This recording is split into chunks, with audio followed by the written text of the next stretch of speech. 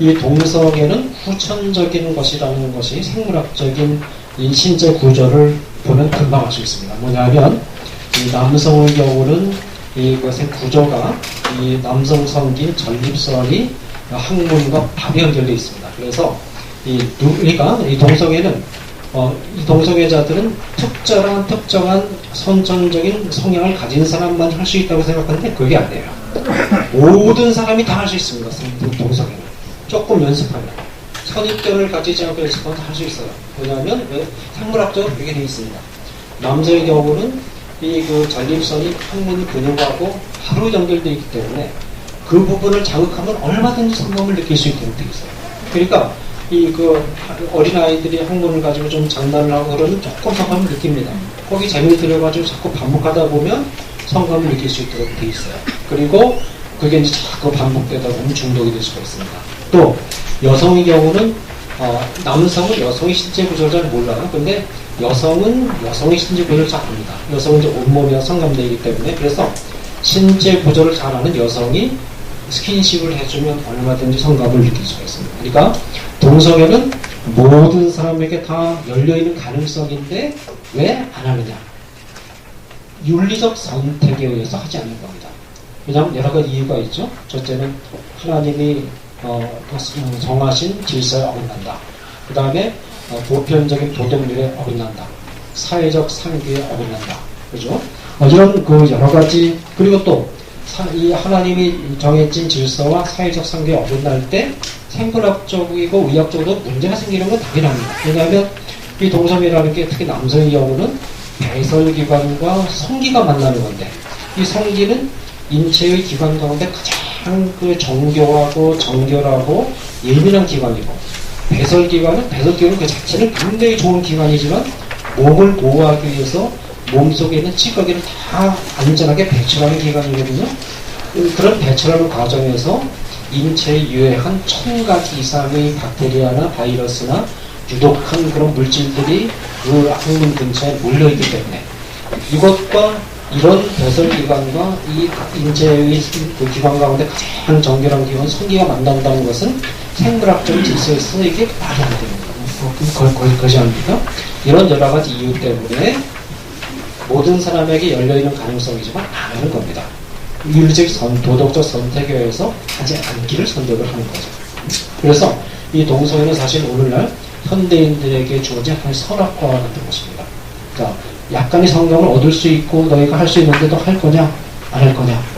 우리는 이런 선택의 기로에서 하나의 말씀이라든지 노동유지라든지 생물학적인 질서, 의학적인 질서를 생각하면서 안 하는 편을 선택하면서 나가는 거죠. 이것이 이제 그런 의미에서 동성애는 근본적으로 수천적인 것이다라는 것입니다.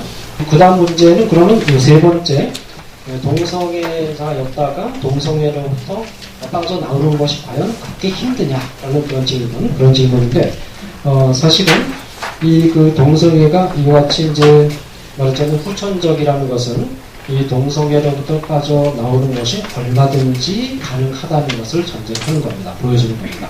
그리고 물론 혼자 힘으로 힘들죠. 혼자 힘으로 힘드니까 도와주는 그런 단체들이 있는 겁니다. 있고 물론 이제 과정이 쉽지는 않겠지만 그러나 상담을 하고 그 다음에 또 아까 말씀 발표하신 것처럼 그리스도의 사랑을 충분히 소개하고 성령의 능력이라든지 이런 도움에 의지해서 얼마든지 후천적으로 형성되는 동성애적 성향은 극복이 가능하다는 겁니다.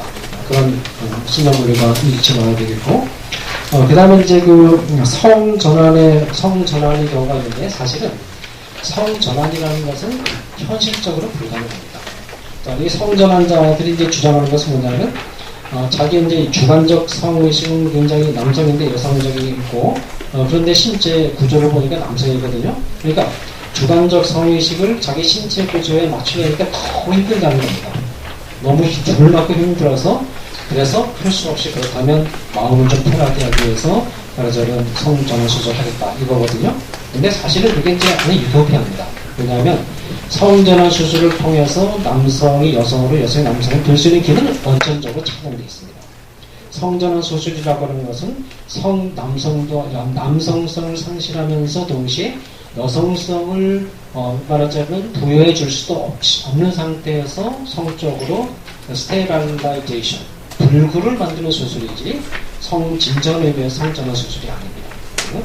진정한 의미의 성전환이 가능하려면 말하자면 남성, 여성 성전환 수술이 됐다면 말하자면 난자를 생산하고 또 임신이 돼야 되는 건 그건 완전적으로 불가능하거든요. 여성도 마찬가지고. 그러니까 약간의 성감을 느끼는 정도의 어떤 조치를 취해주는 그 정도지, 그 정도를 가지고 성이 전환된다. 그렇게 이야기하기는 곤란하다라는 겁니다. 자, 그 다음에 첫 번째 주제가 뭐냐면 이성애자들은 그러면 동성애자들을 사회적으로 탄압하느냐? 그렇지 않습니다. 이성애자들이 동성애가 잘못된 성관습이라는 얘기를 하는 것은 윤리적인 차원에서 다른 삶의 길이 무엇인가를 얘기하는 것이고, 그것이 어떤 사회적 차별을 의도하는 것은 결코 아니라는 겁니다. 그리고 현실적으로 현재 이 동성애자들의 어떤 인권이라든지 그것을 차별하는 그런 법 시스템이나 그런 구조는 전혀 없습니다.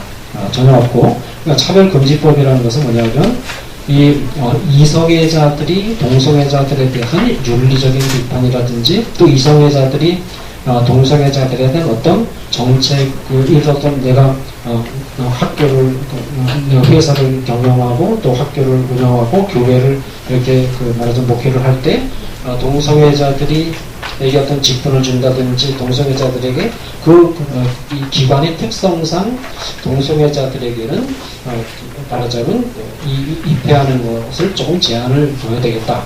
그런 권리를 못하게 막는 그런 법률안이고 이성애자들의 어떤 도덕적인 정당한 선택권을 막는 그런 법안이고 현실적으로 말하자면 동성애자들의 인권이라든지 그것을 막는 그런 법은 존재하지 않습니다. 현 상황 속에서도 동성애자들을 위한 사회적 권리는 충분히 보장될 수 있다는 것이요.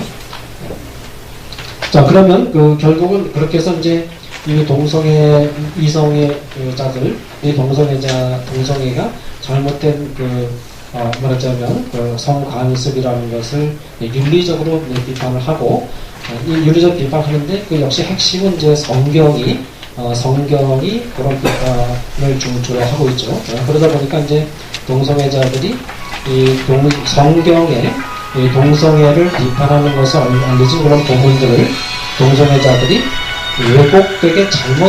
왜곡되게 비틀어서 해석해가지고 그 본문이 동성애를 인정하거나 동성애를 비판하지 않는 본문으로 다 바꿔버리는 그런 해석들을 쭉 해왔습니다.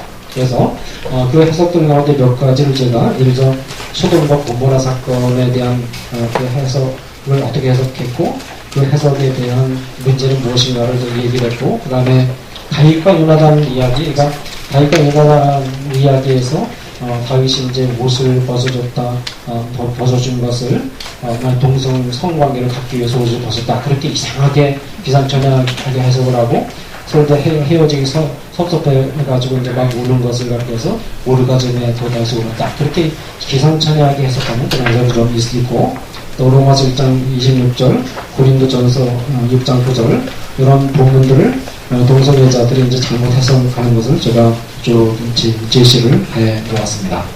놓았고 이제 마지막으로 이제 이제 교회가 이제 동성애자들을 어떻게 좀 대우해야 되나 그런 문제가 있는데 일단 교회는 동성애자들도 전도의 대상이고 또 사랑의 실천의 대상으로서 동성애자들을 사랑으로 포용하는 것이 필요한 그런 입장과 태도를 견지할 필요가 있다. 그러나 교회가 동성애자들을 사랑으로 포용할 때는 어디까지나 동성애가 도덕적으로 잘못된 것이고 하나님이 원하지 않은 질서라는 것을 명확히 처음부터 끝까지 명확히 얘기하면서 그리고 반드시 여러 가지 도움을 통해서 이 동성애자들이 이성애로 반드시 돌아와야 된다는 전제하에서 이 동성애자들을 포용하는 것이고 만약에 그리고 이제 포용하는 그 기간이 어느 정도가 돼야 되느냐 하는 문제는 조금 전문적인 문제이고 실무적인 문제이기 때문에 그런 것들은 이제 그런 실질적인 상담을 실제 하는 그런 분들이 현장에서 판단해야 되는 문제거든요. 그러나 이렇게 그 충분한 사랑을 베풀었음에도 불구하고 끝까지 말하자면 동성애로부터 빠져나가기를 거부하거나 아니면 동성애를 이성과 똑같은 그런 성관습으로 인정해줄 것을 요구하거나 그런 상태에서 교회 직분을 요구한다든지 이런 단계로 들어가게 되면 그때는 불가피하게 교회가 어느 정도는 거리를 두지 않을 수 없다. 그 거리를 예를 들면 수찬을 정지시킨다든지 직분을 정지시킨다든지 그런 조치를 취해서 교회의 순결을 보호하는 그런 정책을 취하지 않을 수 없다. 그런데 그런 경우에 이제 이런 정책을 취하는 것은 그 동성애자가 하나님의 백성이 아니라고 그렇게 판단하는 게 아니고 약간 그런 근신의 기간을 둠으로써 동성애자들이 이게 교회에서는 용납이 안 되는 거구나 하는 것을 그 생각을 하고 궁극적으로는 회개하고 돌아올 수 있는 그런 기회를 주기 위해서 약간의 충격 요거 이렇게 쓰는 거죠. 그 정도 선에서 우리가 이제 동성애자들에 대한 태도를 결정해야 되지 않느냐 그렇게 생각이 되고 마지막으로 한 가지는 이제 지금 차별금지법이 이렇게 진행이 되고 있는데 사실은 이 법이라는 것은 윤리적인 관점은 토대에 의해서 이 수립이 돼야 되거든요. 근데 지금 동성애에 대해서는 성경도 그렇고 이 인류사의 보편적인 도덕률이 이 동성애가 말하자면 그 죄악된 관습이라는 것을 증명하고 있는데 그런 윤리적인 토대가 없는 그런 말하자면 그런 그 내용을 법으로 만들어서 강제적으로 국민들에게 보호한다는 것은 위험한 발상이다. 그게 판단이 되고 오히려 이 법제화가 된다면 그 동성애로부터 빠져나와가지고 힘들게 빠져나와서 이제 어렵게 살고 있는 그런 분들을 말하자면 지원하는 그런 방향으로 오히려 법제화가 이루어져야 되지 않겠느냐 그런 생각을 잠깐 해봅니다. 이것으로 결정을 마무리하겠습니다.